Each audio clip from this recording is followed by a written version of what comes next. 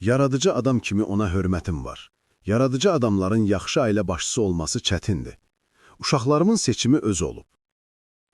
Axşam.az xəbər verir ki, bu sözləri xalq şairi Sabir Rüstəmxanlı həftənin qonağı proqramında deyib.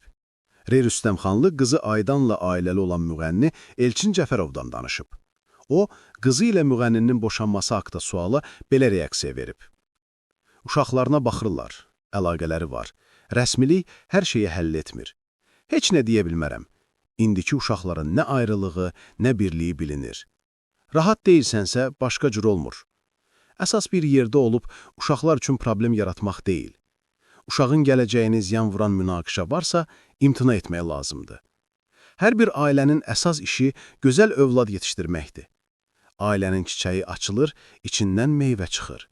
Gərək çiçəkdən çürük meyvə çıxmasın, təmiz olsun. Çiçək ailədir.